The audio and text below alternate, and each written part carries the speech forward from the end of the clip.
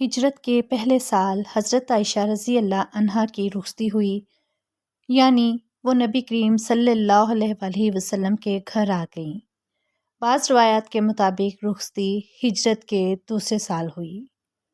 بسم اللہ الرحمن الرحیم۔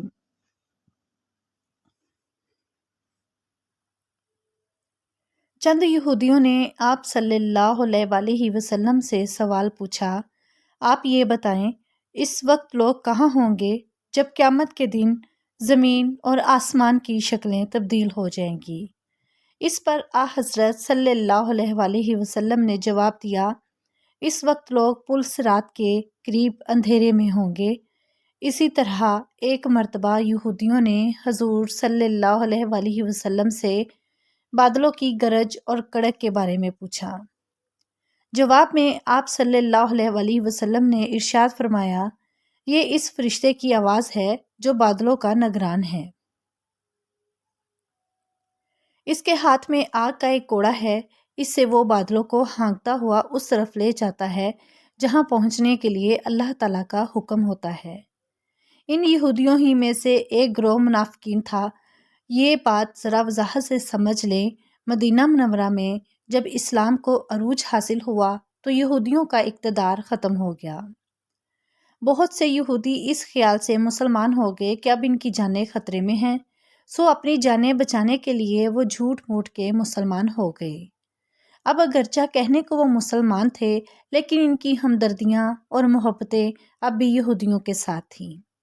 ظاہر میں وہ مسلمان تھے، اندر سے وہی یہودی تھے۔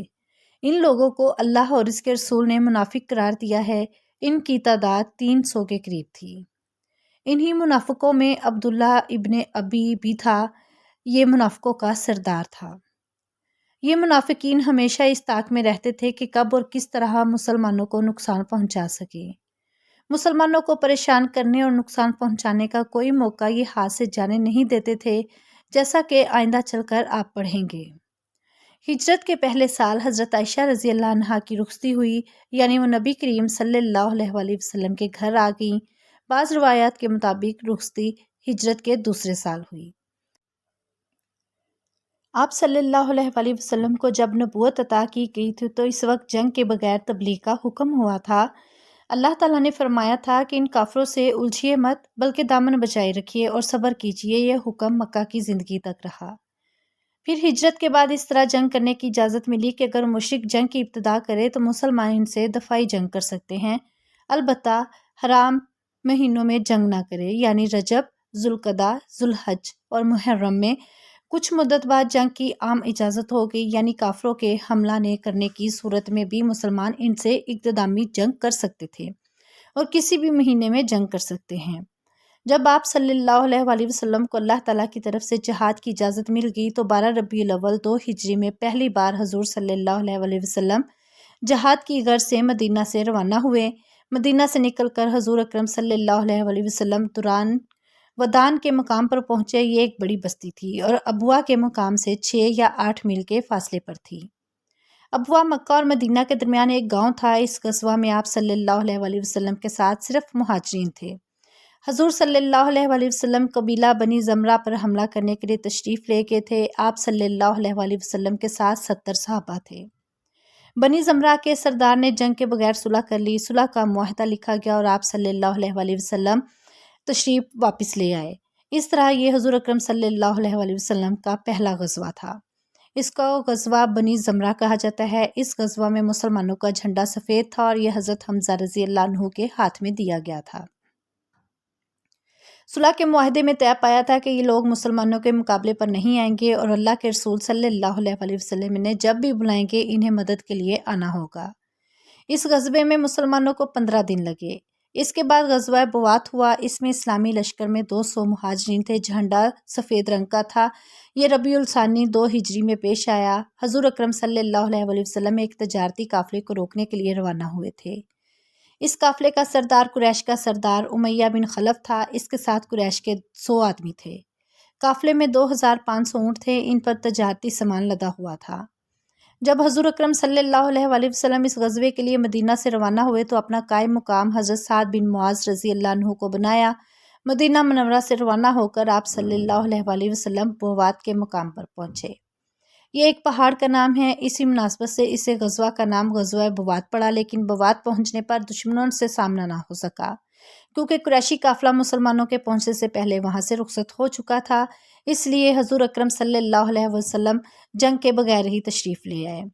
जमातियुल अव्वल के महीने में गज़वा अशीरा पेश आया। इस मरतबा भी हुज़ूर सल्लल्लाहु अलैहि वसल्लम एक कुरैशी काफ़िले को रोकने के लिए तशरीफ़ ले गए। वो काफ़िला मुल्क शाम की तरफ जा रहा था। कुरैश ने इस काफ़िले में अपना बहुत सा मालो असबाब शामिल कर रखा था। गर्ज मक्का के सभी लोगों ने इसमें माल शामिल किया था। इस काफ़िले के साथ 50,000 दिनार थे, 1,000 ऊँट थे। काफ़िले के सरदार अबू सुफियान रज़ी अल्लाह अन्हु थे, जो कि अभी मुसलमान नहीं हुए थे। 27 आदमी भी हमरा थे। हज़ूर अकरम सल्लल्लाहु अलैहि वसल्लम ने मदीना मुनव्वरा में अबू सलमा बिन अब्दुल्ला रज़ी अल्लाह अन्हु को अपना कायम मुकाम बनाया। आप सल्लल्लाहु अलैहि वसल्लम के साथ 150 के करीब सहाबा कराम थे। मदीना मुनव्वरा से रवाना होकर हज़ूर अकरम सल्लल्लाहु अलैहि वसल्लम अशीरा के मुकाम तक पहुंचे। इस गज़वे में भी इस्लामी झंडे का रंग सफ़ेद था। झंडा हज़ूर अकरम सल्लल्लाहु अलैहि वसल्लम के चचा हज़रत हमज़ा रज़ी अल्लाह अन्हु के हाथ में था। इस्लामी लश्कर 20 ऊँटों पर सवार हुआ। सब लोग बारी बारी सवार होते रहे। अशीरा के मुकाम पर हज़ूर अकरम सल्लल्लाहु अलैहि वसल्लम को मालूम हुआ कि काफ़िला वहाँ से गुजर कर शाम की तरफ जा चुका है। चुनांचे हज़ूर अकरम सल्लल्लाहु अलैहि वसल्लम फिर जंग के बगैर वहाँ तशरीफ़ ले आए। ताहम इस दौरान बनी मदलज से अमन और सलामती का मुआहदा तय पाया। इसी सफ़र में हज़रत अली रज़ी अल्लाह अन्हु को अबू तुराब का लक़ब मिला।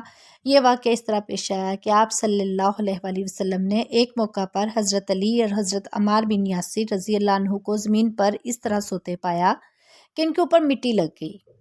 आपने हज़रत अली रज़ी अल्लाह अन्हु को पाँव से हिलाया और फरमाया, ए अबू तुराब यानी मिट्टी वाले उठो। आप सल्लल्लाहु अलैहि वसल्लम गज़वा अशीरा से वापस आए तो चंद दिन बाद ही फिर एक मुहिम पेश आ गई। एक शख्स कर्ज़ बिन जाबर फ़हरी ने मदीना मुनव्वरा की चरागाह पर हमला कर दिया। हज़ूर अकरम सल्लल्लाहु अलैहि वसल्लम इसकी तलाश में निकले, यहाँ तक कि सफ़वान की वादी में पहुँचे।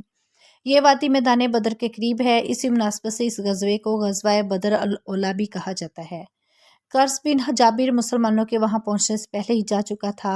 इस गज़वे के लिए निकलने से पहले हज़ूर अक़दस सल्लल्लाहु अलैहि वसल्लम ने मदीना मुनव्वरा में अपना कायम मुकाम हज़रत ज़ैद बिन हारिसा रज़ी अल्लाह अन्हु को बनाया। इस मरतबा भी झंडा सफ़ेद था जो हज़रत अली रज़ी अल्लाह अन्हु के हाथ में दिया गया था। इसी साल 2 हिजरी के दौरान किबले का रुख तब्दील हुआ। इसी वक्त तक मुसलमान बैतुल मुक़द्दस की तरफ मुँह करके नमाज अदा करते रहे थे। किबला की तब्दीली का हुक्म ज़ोहर की नमाज के वक्त आया। एक रवायत में यह है कि असर की नमाज में हुक्म आया था। कबीले की तब्दीली इसलिए हुई कि हज़ूर अकरम सल्लल्लाहु अलैहि वसल्लम ने यह आरज़ू की थी कि किबला बैतुल्लाह हो। ख़ास तौर पर यह आरज़ू इसलिए थी कि यहूदी कहते थे मुहम्मद हमारी मुखालफत भी करते हैं और हमारे किबले की तरफ रुख करके नमाज भी पढ़ते हैं। अगर हम सीधे रास्ते पर ना होते तो तुम हमारे किबले की तरफ रुख करके नमाज़ें ना पढ़ा करते। इनकी बात पर हज़ूर अकरम सल्लल्लाहु अलैहि वसल्लम ने दुआ की कि हमारा किबला बैतुल्लाह हो जाए और अल्लाह ताला ने यह दुआ मंजूर फरमाई। किबले की तब्दीली का हुक्म नमाज की हालत में आया। चुनांचे आप सल्लल्लाहु अलैहि वसल्लम ने नमाज के दौरान ही अपना रुख बैतुल्लाह की तरफ कर लिया और आप सल्लल्लाहु अलैहि वसल्लम के साथ ही तमाम सहाबा कराम रज़ी अल्लाह अन्हुम ने भी रुख तब्दील कर लिया। ये नमाज मस्जिद किबलतैन में हो रही थी। सीरतुल नबी आपको अगर पसंद आ रही है तो लाइक करें और चैनल को सब्सक्राइब करें। कमेंट्स बॉक्स में एक छोटा सा कमेंट्स ज़रूर लिखें।